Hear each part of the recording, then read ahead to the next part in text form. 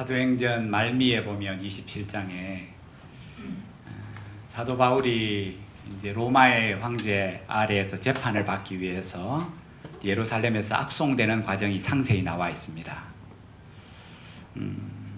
그 바울을 압송하는 책임자는 로마의 백부장인 율리오라는 사람이었습니다.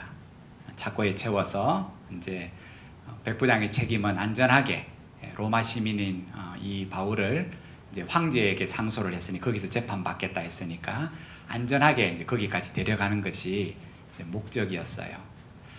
지금처럼 뭐 비행기를 타고 한 번만에 갈 수 있는 게 아니라 그 당시에는 예루살렘에서 이제 배를 타고 로마에까지 갈 수밖에 없어서 27장에 보면 배를 여러 번 이렇게 갈아탑니다. 그러다가 이제 무라시에 이르러서 거기 큰 항구에서 이제 큰 상선 알렉산드리아라는 배를 이제 이 백부장이 죄수와 더불어 그 배를 얻어탑니다. 그 배가 이제 로마로 향해 가는데 이게 가는 길이 쉽지 않아요. 그 당시는 동력으로 가는 게 다른 게 아니라 바람을 타서 가는 배였기 때문에 맞바람을 맞이해서 이 배가 빨리 못 갑니다. 그래 더디 가다가 이제 미항이라는 곳에 이르게 됩니다. 그때는 이미 배가 제대로 바람을 맞아서 빨리 못 가서 많이 지쳐야 되어서 그때가 겨울이 왔어요. 그 지중해에는 겨울에 바람이 너무 심하게 불기 때문에 그 미항을 출발해서 로마로 가기까지는 쉽지 않은 길이었어요. 그때 죄수였던 바울이 갑자기 자기를 데려가는 백부장에게 무슨 말을 하냐 하면 이런 의견을 냅니다. 여러분이여, 내가 보니 이번 항해가 화물도 잃어버리고 배도 파손되고 그래서 우리 생명도 위험할 겁니다. 이런 의견을 냅니다. 중요한 것은 이거는 바울의 생각이 아니고 바울이 믿는 하나님이 바울을 통해서 지금 자기를 데리고 가고 있는 백부장과 그리고 그 배를 책임지고 운행하는 선장에게 하나님이 바울을 통해서 하신 말, 얘들아 지금 출발하면 화물도 잃어버리고 배도 깨지고 너가 생명도 위험하다, 가지 말라는 거예요. 오늘 본문 말씀이 뒤에 보면 결국에는 출발해요. 그래서 진짜 가다가 있는 짐 다 버리게 되고 배에 있는 도구까지 다 버려도 풍랑이 잔잔해지지 않고 그래서 그들이 죽을 것만 생각하고 두려워 떨 때에 사실은 바울이 한 번 더 두려워 떠는 그들에게 이렇게 복음을 전하죠. 안심하십시오. 뭐를 갖고 안심하노? 파도도 지금 그대로고 이미 다 잃어버렸고 우리의 생명까지 위급한 상황 속에서 뭐를 근거로 안심하라 말하나? 그때 바울이 이렇게 말합니다. 이거는 내 말이 아니고 이렇게 말하죠. 내가 믿는 하나님, 내가 섬기는 하나님이 어제 나에게 하신 말씀입니다. 내가 그 음성을 들었습니다. 그리고 하나님이 들은 음성을 두려워하는 여러분에게 안심하라. 하나님이 반드시 생명을 지켜주신다 하는 말씀을 들려주셨으니 믿고 음식을 먹고 힘을 내십시오. 내가 믿고 섬기는 하나님, 그 말씀은 그 하나님은 반드시 말씀하신 대로 이루시는 하나님이라는 거예요. 하나님의 음성이 뜻없이 들려지지 않는다는 거예요. 그래서 출발하기 전에 미리 그 광풍을 만나기 전에 바울이 백부장과 선장에게 가면 이런 일을 반드시 겪을 거니까 잠시 좀 늦은 것 같지만 여기 머물러야 됩니다. 그때 백부장이 그 말을 듣고는 선장한테 물었어요. 왜? 바다를 잘 아는 사람은 바울이 아니라 선장이기 때문에. 선주에게 물었어요. 선장과 선주에게. 바울은 이렇게 말하는데 들어야 되나 말아야 되나? 선장이 뭐라고 말하겠습니까? 선주가? 선주는 한 번이라도 빨리 가서 있는 짐들을 부려서 돈을 받고 다시금 와서 또다시 짐을 싣고 가는 게 오늘 유익을 보는 길이에요. 그러니 바다에 대해서 알지도 못하는 바울이 전하는 말을 귀담아 듣지 않습니다. 선장과 선주의 말을 들은 백부장 율리오는 바다에 대해서는 전문가가 선장이요 선주라고 생각했기 때문입니다. 맞습니다. 바다에 대해서는 누구보다 선장이 잘 알아요. 어디 가면 고기가 많은지. 똑같은 바다 같지만은 그 바다 밑에 상황이 어떠한지, 물이 어떻게 흘러가는지를 잘 아는 바다의 전문가는 선장이 맞아요. 바울은 몰라요. 그런데 지금 바울이 지금 가지 말자는 의견을 내는 것은 바다에 대해서 알거나 모르거나 하는 말이 아니라 하나님이 자신에게 하신 말씀이기 때문에, 하나님의 음성을 들었기 때문에. 여러분, 우리가 살아가며 전문가의 의견을 존중히 여겨야 돼요. 차를 이렇게 살피려고 정비공장에 갔더니만 운행하지 말래요. 엔진에 문제가 있기 때문에 큰 문제가 생기니까 엔진을 고치고 운행하라 하는데도 내가 하나님을 믿습니다 하면서 몰고 다니면 사고가 나요. 그죠? 전문가의 말을 들어야 돼요. 그러나 인생에 중요한 문제 있을 때, 내 인생에 진짜로 중요한 문제가 있을 때 전문가의 말만 들어서는 안 돼요. 내 인생에 너무 내 믿음에, 내 삶에 진짜 중요한 문제가 있을 때 누구한테 물어야 됩니까? 하나님 앞에 물어야 돼요. 묻지 않고 결정하면 어리석은 자예요. 내 인생의 문제를 인간과 상담합니까? 전문가의 말을 듣습니까? 그 말을 무시하는 말이 아닙니다. 그러나 믿음의 사람이라면 인생의 중요한 문제는 전문가의 말을 경청하는 것 못지 아니하게 더 중요하게 하나님이 이 일을 통해서 나한테 뭐를 말씀하시는지를 들어야 돼요. 그리고 결정해야 돼요. 근데 대부분은 뭐합니까? 자기 소리를 하나님의 소리로 듣고 기도하고 그렇게 살아가요. 왜냐하면 평소에 하나님의 말씀에 귀 기울여 듣는 훈련이 없기 때문에 그래요. 야곱이 아버지 속이잖아요. 누구 소리를 흉내냈습니까? 형 목소리를 딱 흉내내갖고 잘 못 보는 아버지를 속였어요. 천하의 이삭이 자식의 목소리도 속았어요. 왜? 비슷하게 흉내내면 그게 자식 큰아들 목소리 같이 들리니까. 마귀는 내 소리는 마귀다, 이 목소리 들으면 망한다 라고 우리에게 들려주지 않고 이거 하나님의 소리다 그러면서 이 소리를 들으면 네가 복 받는다 하면서 들려주는데 그 소리가 하나님의 소리인지 아닌지를 분명히 들어야 되는데 오늘 그 음성에 대해서 우리가 민감하지 못하면 하나님의 소리라 생각하면서 그렇게 우리는 결정하며 살아가요. 전문가의 말을 백부장이 듣잖아요. 여러분이만 누구 말 듣겠습니까? 바다에 대해서 아무것도 모르는 죄수 말을 듣겠습니까? 바다에 대해서 전문가인 그 항로를 수도 없이 왔다 갔다 한 선장과 선주의 말을 듣겠습니까?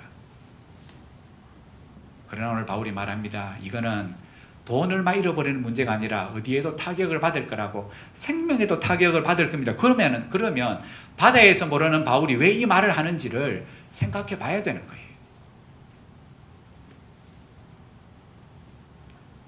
출애굽한 이스라엘 백성에게 하나님이 모세를 통해서 가장 많이 말씀한 게 뭔 줄 압니까? 하나님, 우리 모세오경 보면 하나님이 광야에 나온 이스라엘 백성에게 하신 말씀이잖아요. 그죠? 하나님 관계는 이렇게 하고 제사는 이렇게 드리고 사람끼리 이렇게 살아가고 쭉 많은 말씀이 많습니다. 그 말씀을 한마디로 딱 압축하면 딱 한마디가 나와요. 신명기 13장 4절 너희는 너희의 하나님 여호와를 따르며 그를 경외하며 그의 명령을 지키며 그의 목소리를 청종하며 그를 섬기며 그를 의지해라. 이거 한 절로 딱 요약돼요. 이 5절 말씀을 한 줄로 더 줄이면 여호와의 말씀을 들으십시오. 귀를 열어서 여호와의 말씀을 경청하십시오. 그 마음의 자세는 그 말씀을 잘 들으면 마음이 어때야 된다. 여호와의 그 말을 무겁게 받을 줄 알아야 된다. 여러분, 내가 시시하게 있는 사람이 나한테 무슨 말을 안 듣습니다. 그죠? 그죠? 그렇지 않습니까? 내가 안 좋아하는 사람의 말을 안 듣습니다. 귀를 막지요. 들어도 이쪽 귀로 흘려보냅니다. 마음에 안 새깁니다.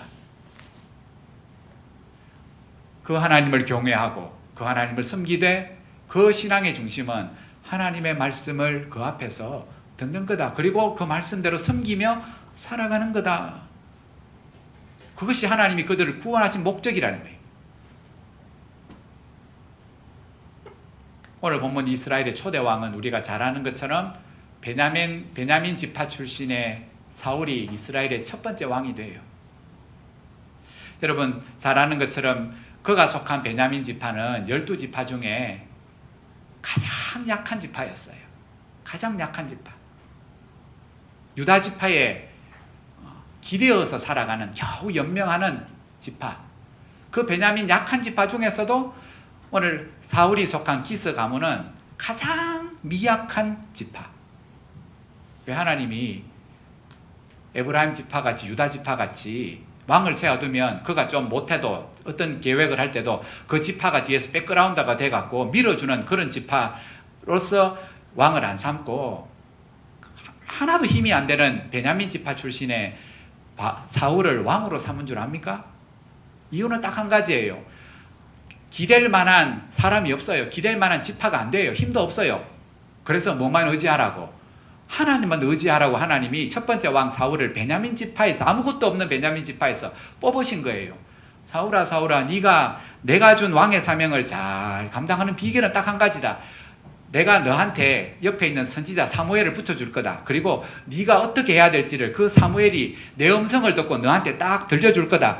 그러므로 그 음성을 사람의 소리를 듣지 말고 누구의 소리를 들으라고? 하나님이 너한테 하시는 말씀으로 들으라. 그러면 너의 왕의 자리가 영원할 것이며 복을 받을 거다.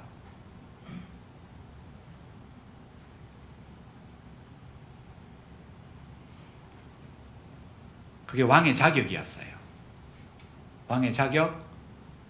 세상처럼 문벌 좋고 가문 좋고 머리 똑똑하고 하나님이 그런 사람을 택하신 게 아니라 왕이 누구든지 왕이 되면 이래야 된다 하시며 주신 말씀이 똑같은 신명기 13장 말씀은 똑같아요. 여호와를 경외해야 되며 그를 섬기며 그의 말씀에 청종하는 자. 왕은 그래야 되고 백성도 그래야 된다고. 왕인 사울이 잊지 말아야 될 것. 본인이 직접 왕이기는 하지만 만왕의 왕은 하나님이신 것. 여러분 한 나라의 왕이 되면 누구 말을 듣습니까? 민주주의에는 듣지요. 장관들의 말을 듣고 참모들의 말을 듣고 의견을 듣고 그리고 백성들의 의견을 수렴하고 그래서 계획을 입안하고 실시하잖아요. 막무가내로 하면 백성들이 민심이 떠나면 대통령 못합니다. 근데 공산주의는 다르죠. 공산주의는 다르잖아요. 내 생각대로 하잖아요. 내 생각과 안 맞으면 뭐합니까? 제거하면 됩니다. 하나님의 백성은 딱 한 가지, 하나님의 음성을 듣고 그대로 살아가는 것. 그게 왕이든 백성이든. 본인이 왕이지만은 만왕의 왕의 하나님의 소리를 본인은 왕이지만 듣고 살아야 한다는 것. 하나님이 왕을 세우시며 요구하신 것이 나라 크게 하고 경제적으로 부강하게 하고 정치적으로 부강하게 하는 것. 하나님이 성경 어디를 찾아봐도 인간 왕에게 하나님 그것을 요구하신 적이 한 번도 없어요. 전쟁에 이기라고.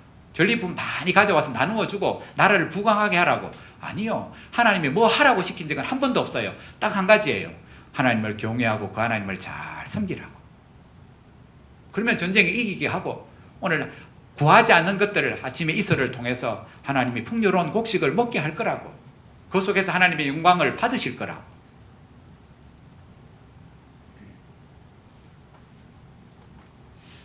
사울이 비록 이스라엘을 다스리지만 사울의 뜻이 관철되는 것이 아니라 하나님의 뜻이 사울을 통해서 나타나고 관철되고 사울이 영광을 받는 것이 아니라 사울을 통해서 하나님의 이름이 높아지고 하나님의 뜻이 이루어지며 그 하나님이 영광을 받으시는 나라. 그게 하나님이 사울을 왕으로 새롭게 세우시며 사사시대를 거쳐서 사사시대는 어떤 시대였습니까? 사사기 마지막에 뭐라고 나옵니까? 사람이 자기의 소견에 옳은 대로. 그 말은 다르게 번역하면 뭡니까? 하나님의 소리 상관없이 안 듣는다는 거예요. 내 생각대로 산다는 거예요. 내 감정대로 산다는 거예요. 그래서 이렇게 구절은 풀이를 하면 이렇게 나옵니다. 하나님의 말씀이 희귀하더라. 말씀이 없다는 거예요. 그때 선지자가 있었습니다. 근데 선지자가 전하는 말을 하나님의 소리로 음성으로 안 들어요. 그냥 내 소리를 더 크게 지르면서 소리 큰 놈이 이긴다고. 선지자가 외치는 하나님의 소리입니다. 이거 들어야 삽니다. 라는데 지 소리가 더 큰 거예요. 선지자의 소리가 묻히는 거지요. 그게 사사시대였어요. 그 사사시대에 사울이 살았잖아요. 왕이여 당신이 이런 시절에 어린 시절을 살았지요. 그런 말씀이 희귀한 시대에 사무엘이 찾아와서 왕이여 이거 하나님의 말씀입니다. 하나님이 당신에게 말씀하기를, 이스라엘에게 말씀하기를 여호와를 다시금 경외하고 그 하나님을 마음을 다해서 잘 섬기며 나를 통해서 전하는 하나님의 말씀에 귀를 기울이라고 합니다. 그러면 당신의 왕의 자리가 영원할 거라고, 당신이 다스리는 나라가 하나님이 주시는 복을 누리게 될 거라고. 여러분, 그래서 사울이 처음 왕 될 때는요, 겸손한 마음으로 사무엘이 하는 말을 잘 들었어요. 그래서 전쟁에 나갑니다. 그래서 뭡니까? 처음 전쟁, 아몬 족속과의 전쟁에서 군대도 없는데, 그 당시에 제대로 된 무기도 하나도 없는데 아몬 족속과의 전쟁에서 크게 대성합니다. 그리고 연이어 있는 큰 전쟁에서 계속해서 승리합니다. 블레셋과의 전쟁에서 승리하고요, 오늘 본문에 나오는 아말렉과의 전쟁에서 결국은 결론적으로는 다 이겨요.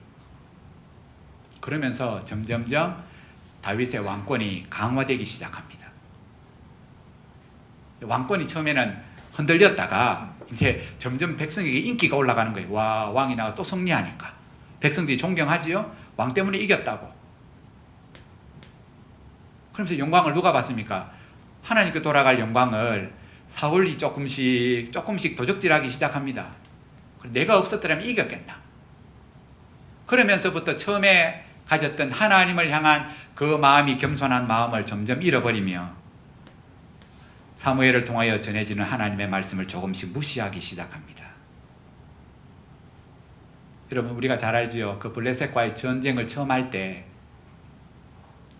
누구 대신해서 제사를 본인이 드려버립니까? 사무엘이 늦게 왔다고 본인이 대신해서 제사를 드려버리잖아요. 그러면서 변명하잖아요. 그죠? 누가 드리든 하나님 앞에 예배만 드리면 안 되냐고.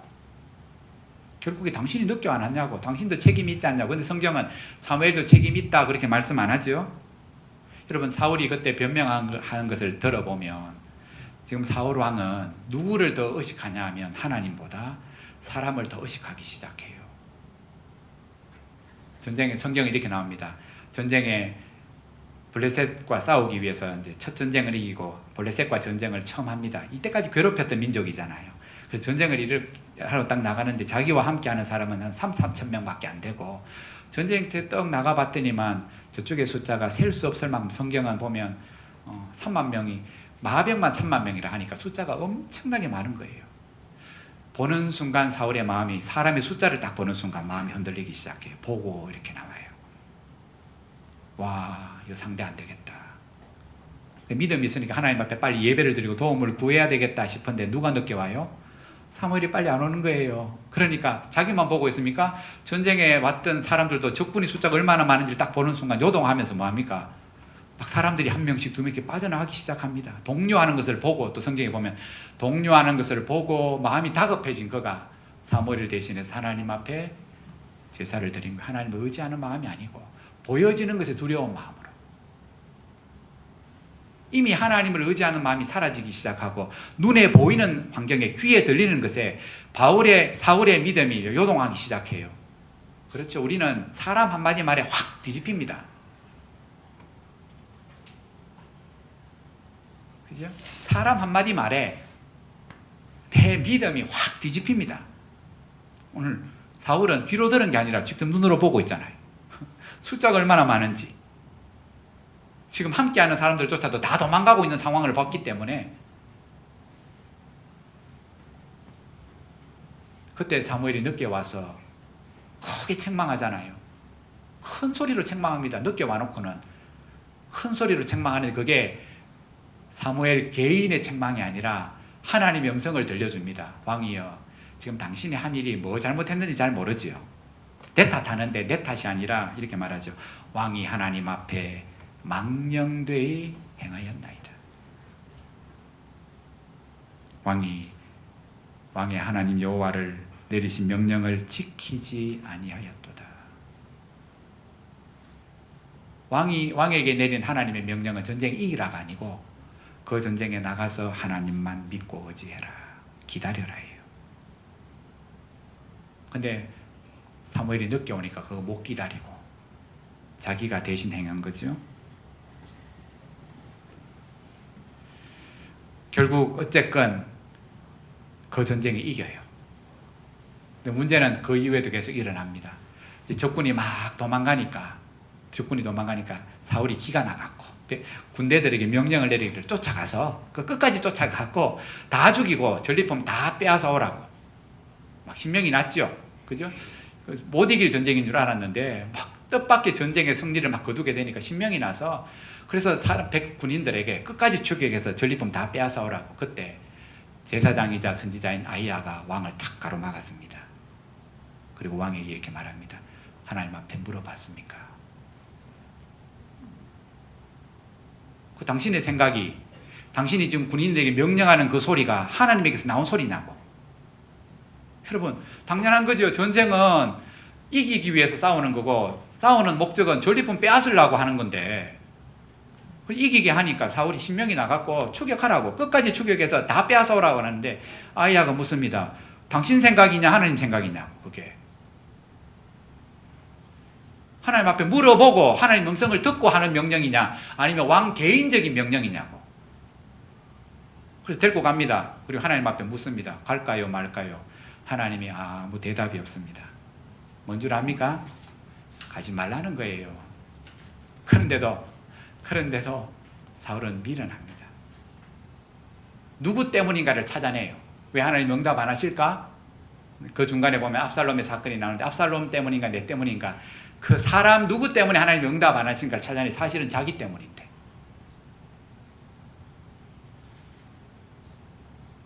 여러분 오늘 본문의 상황까지 종합해서 보면 사울은 어떤 상황을 두고 중요한 상황에 하나님의 뜻을 그 음성을 묻지 않아요. 선지자가 전하는 하나님의 음성, 하나님의 목소리, 하나님의 말씀에 귀를 기울여 듣지 않아요. 그게 습관이 돼요.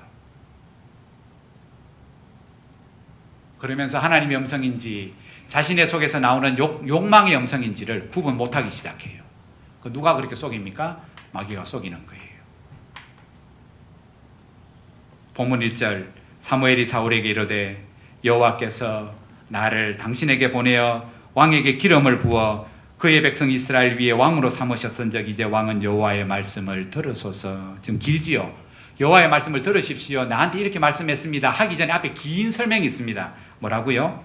용건을 말하기 전에 말씀하시는 하나님하고 그 말씀을 듣는 사울의 관계를 이야기합니다. 왕이여, 당신과 당신의 관계, 하나님과 당신의 관계가 뭡니까? 하나님이 당신을 기름 부어 나를 보내 중간에 넣어갖고 기름을 부어 당신을 왕으로 삼으신 분은 하나님입니다를 먼저 명시시킵니다.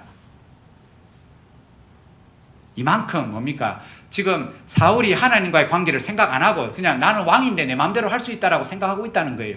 그래서 그 긴 이야기, 왕이여 당신 같은 인생을 왕으로 세우신 분이 하나님이라는 사실을 먼저 기억하고 그러고 나서 하나님의 말씀을 들으십시오. 관계를 먼저 설명하는 거예요. 그 말은 관계가 이미 깨졌다는 거예요. 하나님 제외하고 오늘 왕이 살아간다는 거예요. 지 목소리 크게 내면서 살아가는데 내 왕이니까 내 말 들으라는 거예요. 그런데 오늘 선지자는 왕이여 당신 위에 진짜 왕이 계십니다. 왕을 세우기도 하고 폐하기도 하는 하나님의 음성을 그 하나님을 당신이 먼저 경외해야 합니다. 여호와의 말씀, 왕은 여호와의 말씀을 들으소서. 원문에는 뭐라고 나와 있냐 하면 번역하면 여호와의 말씀의 목소리를 들으십시오. 여러분 우리가 믿는 이 성경, 기록되어 있는 이 성경은 하나님의 음성을 들었던 사람들이 우리한테 적어준 말씀이에요. 우리가 다 기억 못하잖아요. 들어도 내 좋을 대로 해석하잖아요. 이 말씀을 적어놔도 이거 좋을 대로 해석하잖아요. 여러분 말이라는 게 희한한 게 무서운 게 내가 안 보고 들은 것들 딴 사람한테 전하면 거기 갖다 뭐 붙이고 빼잖아요. 두 사람이 세 사람에게 전해지고 네 사람에게 전해지면요 본뜻은 없어지고 지 좋을 대로 해석해서 들려요. 똑같은 상황을 10사람이 구경하는데도 10사람한테 물어보고 어떤 상황에서 그 일이 벌어진다 10명에게 들어보면 다 달라요. 자기 관점에서 듣고 보고 때문에. 그죠? 하나님의 말씀을 우리 마음대로 해석 안 하라고 분명하게 눈으로 또 보고 또 보고 수 있도록 적어서 기록한 말씀도 이단은 지 좋을 대로 해석하잖아요. 하나님의 음성이 우리에게 기록된 말씀으로 주셨어. 왜곡되지 않도록 우리 마음대로 해석하지 않도록 이 사람 저 사람에게 전해지며 붙거나 오늘 떨어지지 않도록 1.1획도 온전한 하나님의 말씀으로 우리에게 기록된 이 말씀. 그래서 오늘 15장에 핵심되는 가장 중요한 단어가 있다면 하나님의 목소리예요. 사무엘이 사울왕에게 하나님의 목소리를 들려줍니다. 딱 한 가지입니다. 진멸하십시오.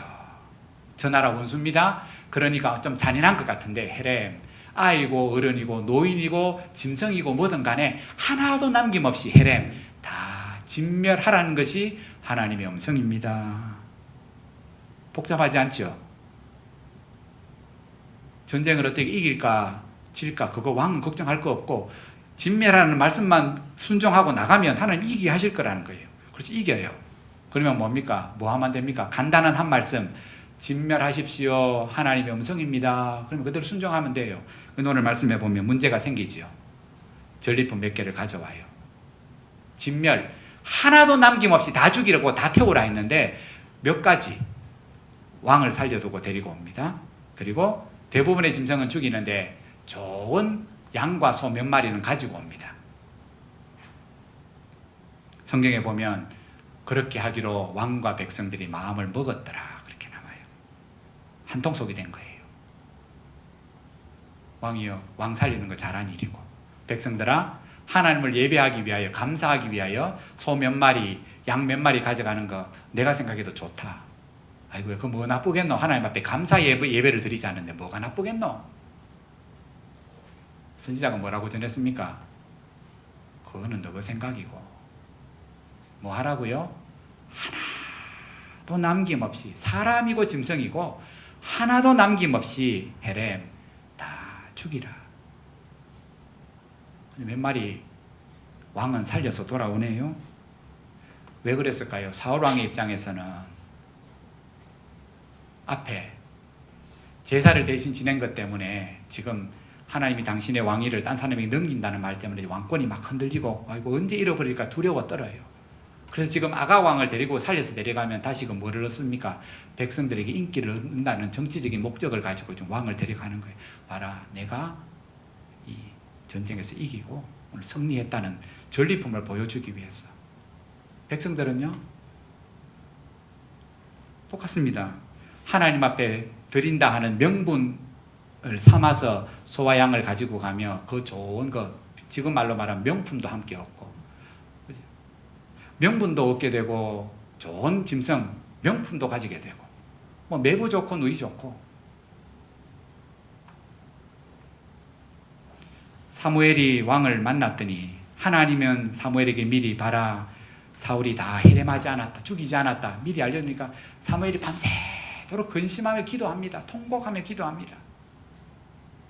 근데 사무엘을 만났더니 사무엘이 사울을 만났더니 사울은 하나도 잘못한 것을 못 느끼고 뭐라고 말합니까? 첫 마디가 사무엘이여 내가 하나님의 말씀을 당신이 나한테 전하는 대로 다 순종하였나이다.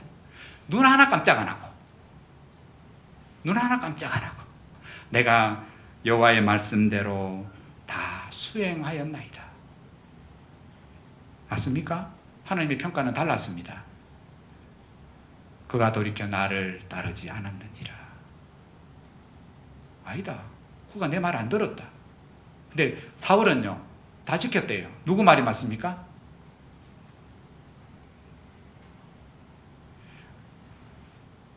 사무엘이 왕에게 그렇게 말하잖아요. 왕이여 저 소리는 뭡니까 그러면? 왕이 다 순종했다면 저 양의 소리와 소의 소리는 뭐냐고? 저 소리는 뭐냐고?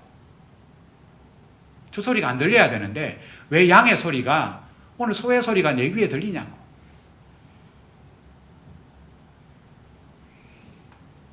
그 소리가 다르게 번역되면 목소리예요. 목소리. 하나님의 말씀의 목소리를 당신이 들어야 되는데 왜 그 하나님의 목소리보다 당신이 왜 양의 소리, 그 소의 소리를 더 좋아하냐고. 여러분 지금 사무엘의 귀에 들리고 있는 그리고 사울의 귀에 들리고 있는 그 소가 우는 소리, 건강한 양이 우는 소리는 사실은 그 양과 소를 살려온 사울왕 속에 있는 욕심과 욕망의 소리예요. 아깝다. 저거 다 죽이기 아깝다. 야.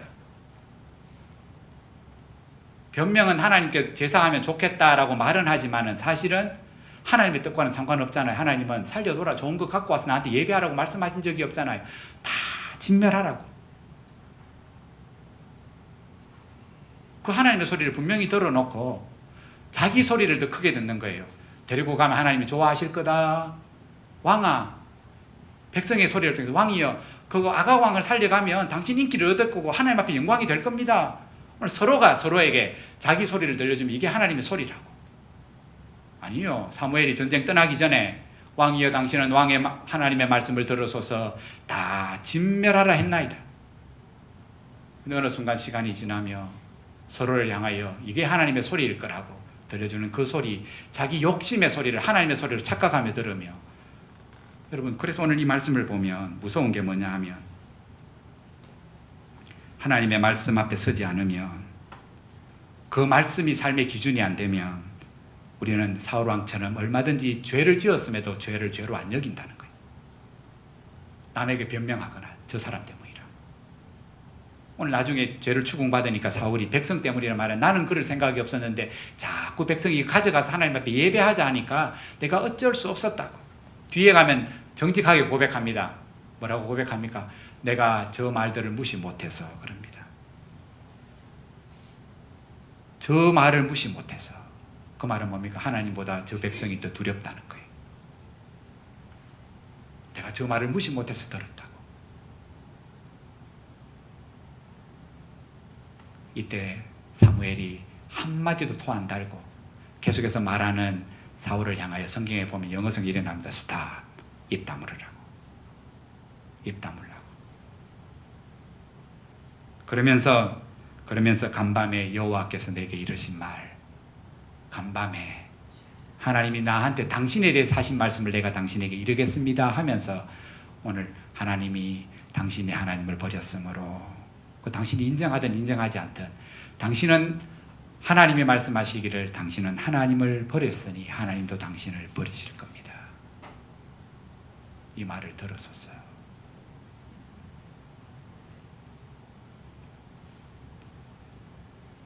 자신을 처음에는 작게 여기고 하나님의 소리를 더 크게 듣다가 점점 잘 되니까 이제는 뭡니까? 하나님의 소리에 귀를 기울이지 않고 자기 속에 있는 소리를 하나님 소리같이 여기며 소리 지르면서 다른 사람에게 명령하면서 오늘 그렇게 살아가는 그 사울, 하나님은 그를 버리셔요. 그 음성에 귀를 안 기울이니까 하나님은 선지자를 통하여 수없이 오늘 이것이 하나님의 음성입니다. 왕이여 들어야 됩니다. 그래야 삽니다. 그렇게 말씀하는데도 불구하고 안 듣기 시작하는 거예요. 하나님이 계속해서 들려주는 줄 압니까? 오늘 사울왕의 인생의 결말을 보여주며 계속 안 들으면 하나님이 너가 내 음성같이 쏟고 듣는 거 그냥 그대로 망하도록 내버려 둘 거다. 그게 무서운 성경의 신학적인 용어가 있습니다. 유기. 그냥 똥을 싸든 말든 그 말을 누구 말을 듣든 하나님이 버려두신다.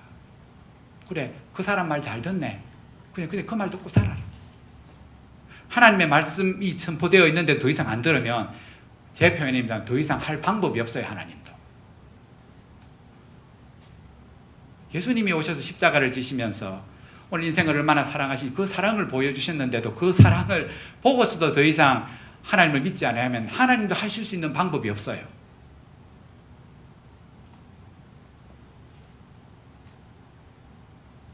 어찌하여 왕이 여호와의 목소리를 듣는 것을 좋아하지 아니하며 탈취하기에만 급급하여 여호와께서 악하게 행하시는 일을 행하셨나이까. 하나님은 선지자를 연거푸 2번 보내요. 한 번은 빙 둘러서 말씀하고 한 번은 직접적으로 오늘 그 죄를 지적하며 오늘 회개할 것을 요구하지만 사울은 자꾸 자기 변명만 하잖아요. 백성 탓이다, 상황 탓이다, 사람 때문이다. 그래서 마지막 전하는 그 유명한 말씀이 하나님이 지금 당신에게 바라시는 것은 딴 게 아니고 제사나 제물을 바라시는 것이 아니라 하나님의 목소리를 잘 듣고 순종하는 청종하는 삶을 수많은 짐승을 가져서 하나님 앞에 드리는 그 제사보다 더 기뻐하신다고. 그거 더 기뻐하신다고. 제사의 핵심은 제물이 아니라고. 하나님이 고기 좋아하시기 때문에 그 제물을 바치라고 요구하시는 것이 아니라 제사의 핵심은 우리가 아벨의 제사에서 할 수 있는 것처럼, 그리고 예수님의 경우에서 할 수 있는 것처럼 제사의 핵심은 믿음이라고. 그 믿음은 다르게 표현하면 순종이고 자기를 부인하는 거라고. 왕이여, 하나님이 당신에게 끝까지 바라시는 것은 좋은 소를 가지고 하나님 앞에 제사하는 게 아니라 당신 자신을 제물로 드리는 거라고. 지금 당신이 교만해 있다고. 하나님의 소리를 안 듣고 있다고. 네 소리만 크게 명령하며 바라며 살아간다고. 그러므로 다시금 겸손해져야 된다고. 비워내야 된다고. 그래야 하나님의 말씀이 담겨진다고. 그러면서 이렇게 말하지요. 목소리를 듣지 않는 게 뭔 줄 압니까? 그거 우상 숭배하고 똑같습니다. 당신은 죄로 안 여기지요. 오늘 사무엘이 분명히 말하잖아요. 그것은 완고한 것은, 자꾸 하나님의 말씀을 안 듣는 것은 우상을 숭배하는 죄와 똑같이 하나님이 다루신다고. 우리의 마음이 완고해지지 않는 것. 뒤늦게 22절 이후에 보면 사울이 뒤늦게 후회하면서 내가 사람들의 말을 청종하였나이다. 오늘 그렇게 뒤늦게 고백하지요. 내가 저 짐승을 가져온 이유는 그들의 말을 내가 두려워했기 때문이라고. 뭡니까? 누구 눈치 봅니까? 사람 눈치 보는 거예요. 처음부터 그랬어요. 처음부터. 숫자가 얼마나 되는가. 사람들이 도망하면 거기에 요동하기 시작하고, 민심을 잃어버리면 다 잃어버릴 것 같이. 물론 왕이 민심을 무시하진 않아야 되죠. 백성들의 마음을 읽어야 되는데, 그 백성의 마음을 읽는 것보다 더 중요한 게 뭡니까? 하나님의 왕은, 하나님 세우신 왕은 자기를 왕으로 쳐진 하나님의 마음이 뭔가를 알아야 돼요. 하나님의 마음이 뭔가. 사울은 그 하나님의 마음을 놓치면서 자신의 왕권을 백성의 민심에 달려있다 생각한 거예요. 아이고, 저 사람들 말 안 들으면 나는 베냐민 지파인데 언제 왕에서 쫓겨날지 모른다고. 그러니까 백성의 소리도 듣고 누이 좋고 매부 좋아야 된다고. 거기에 누가 없습니까? 하나님의 음성은 없어요. 하나님의 음성은 없어요. 어느 순간 그 왕권이 뭐가 됩니까? 사울에게 우상이 돼요. 왕권은 사명인데, 잘나서 되는 자리가 아닌데, 똑똑하기 때문에, 의롭기 때문에 세우신 자리가 아니라 그냥 하나님이 맡기신 사명, 직분일 뿐이에요. 근데 그게 그 왕의 자리가 어느 순간 사울에게는 우상이 돼요. 하나님께 돌아갈 영광을 자기가 다 받고, 하나님의 음성에 귀를 기울이지 않고 지 좋을 대로 행하며 살아가는 삶. 그러나 뒤에 보면 사울을 이어서 다윗이 왕이 되잖아요. 뭐가 다릅니까? 죄를 짓는 것은 똑같아요. 사울보다 더 큰 죄를 다윗이 짓기는 지어요. 그러나 다윗이 사울과 다른 것은 자기 같은 인생을 목자로 살아가던 자기를 왕으로 세우신 분이 하나님이신 것을 늘 기억하고 그 하나님을 경외하는 마음을 잃어버리지 않으려고 그 하나님의 음성에 늘 귀를 기울이며 살아요. 그래서 사울과 다윗이 다른 차이가 뭐냐면, 시편에서 보면 알 수 있듯이 다윗은 말씀의 사람이고 기도의 사람이에요. 여호와의 말씀을 주야로 묵상하는 사람이 복이 있습니다. 힘들고 어려울 때마다, 그저 너무 속상할 때마다 뭐합니까? 하나님 앞에 가서 기도하잖아요. 기도하면서 뭐를 듣습니까? 하나님의 음성을 듣잖아요. 직접적으로 직통계시로 하신 말씀을 들을 적도 있겠지만, 본인이 늘 주야로 묵상한 그 말씀이 하나님의 음성이기 때문에 마음에 새겨진 그 음성이 여러 가지 힘들고 어려운 상황을 만났었고, 기도할 때 뭡니까? 그 음성이 내 영혼에 들려지는 거예요. 여러분의 심령에 새겨진 말씀이 있습니까? 마귀는 우리의 믿음을 끊임없이 요동하게 할 텐데, 말 한마디에 우리가 하나님의 말씀에 깊은 뿌리를 박지 않으면 누가 툭 던지는 그 말이 뭡니까? 사람의 말로 들리기 시작하면서, 그죠? 내 믿음을 확 요동하게 만들어요. 우리가 뭐 별거 있습니까? 하나님의 음성에 귀를 기울이고 그 음성을 분별하지 못하면 마귀는 하나님의 음성같이 툭 던져주면서, 나를 위한다는 말처럼 툭 던져주면서 우리를 큰 시험에 빠지게 해요.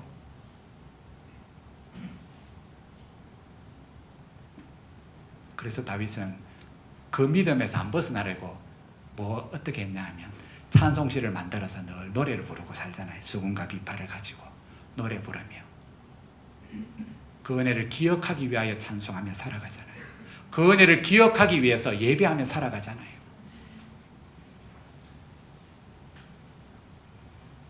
심지어는 세상에 불어오는 바람 소리를 통해서 천둥 소리를 들으면서 그 소리를 뭐로 듣습니까? 하나님의 음성으로 듣잖아요. 새 소리를 들으면 하나님의 소리로 들어요. 아름다운 꽃을 보면서도 그 속에 하나님의 뜻과 하나님의 사랑을 볼 줄 아는 영적으로 아주 예민한 사람이 돼요. 세상의 일에는 좀 무던해도 괜찮아요. 사람 일에 막 파라함이 그렇게 반응하는 데는 좀 무디어도 괜찮아요. 그러나 하나님의 말씀에는 좀 예민해야 되는데 우리의 신앙이 반대잖아요. 하나님의 말씀에는 무디고요. 세상 일에는 얼마나 민감하게 반응하는지 몰라요. 사울이 그래요. 그러다가 망해요. 코로나 때 얼마나 전문가의 소리가 많습니까? 그거 귀담아 들어야 돼요. 그래서 방역에 조심해야 되고 건강에 조심해야 되는 건 맞아요. 그러나 믿음 안에서 역시 우리가 하나님의 소리를 우리가 들어야 돼요. 말씀을 마칩니다. 이런 의미에서 말씀을 묵상한다는 것은 내 속에서 들려오는 양의 소리, 소의 소리, 그 듣기 좋은 소리예요. 기분 좋은 소리예요. 그러나 그 소리는 내 욕심과 욕망의 소리예요. 그 소리보다 하나님의 목소리를 더 크게 듣는 일이 바로 하나님의 말씀을 묵상하는 일이에요. 여러분, 세상 전문가의 소리보다 하나님의 목소리를 더 두려워하는 일이 오늘 하나님의 말씀을 듣는 일이에요. 변명하지 않고 둘러대지 않고 감추지 않는 대신에 하나님의 눈으로만 모든 일을 판단하는 지혜가 생기는 일이 바로 하나님의 말씀을 이 어떤 지금의 상황 속에서도 그 말씀을 묵상하며 살아가는 일이에요. 하나님의 말씀으로 내 마음과 내 생각과 내 뜻이 늘 드러날 수 있도록. 여러분, 내 뜻과 내 욕망은 늘 숨어 있습니다. 그리고 하나님의 소리같이 나한테 들려줍니다. 그 소리를 늘 이 세대를 분별하고 하나님이 기뻐하시고 선하시고 온전한 뜻이 무엇인지 얘들아 잘 분별해래. 이게 내 소리인지 이게 너그 소리인지 분별해래. 여러분, 그 소리를 들어야 내가 하나님 앞에 얼마나 작은 자인지를 알게 되고 하나님이 반대로 얼마나 크신 분인지를 믿게 되고, 그래서 그 하나님 앞에 연약한 나를 날마다 세우며 이렇게 부르짖는 겁니다. 그리고 그 음성의 귀를, 하나님 나는 연약합니다. 은혜 주시지 않으면 내가 한순간도 바로 살 수 없으니 하나님 나와 함께 하심의 그 음성을 나에게 늘 들려주십시오. 하나님께서 그 시대가 너무 어두워지고 말씀이 희귀한 시대, 제사장도 타락한 그 시대에 이제는 끝이구나, 아이고야 이제는 세상이 망했구나 하는 그 낙심의 끝자락, 그 끝자락에 하나님이 성전에서 잠들어 있는 어린 꼬마를 흔들어 깨우셨어요. 사무엘아, 사무엘아. 그 아이가 뭐 한다고? 다 큰 어른들도 그 타락한 시대를 하나도 바꿀 수 없는데, 왕도 타락하고 뭐 왕도 없죠. 사사도 이제는 더 이상 없고, 말씀을 전해야 할 사사의 역할을 하는 엘리와 그 자식들도 다 타락하고 이제는 아무것도 없는 상황이 이제 망했구나 하는 이 상황 속에서, 아니요, 하나님은 성전에 잠들어 있는 부모의 품을 떠난 어린 꼬마를, 영혼을 막 흔들어 깨우십니다. 사무엘아, 사무엘아. 어린 꼬마가 응답합니다. 말씀하옵소서, 주의 종이 듣겠나이다. 어린 꼬마가 듣는 그 말씀을 듣고 전하는 그 말씀이 이스라엘을 다시금 새롭게 해요.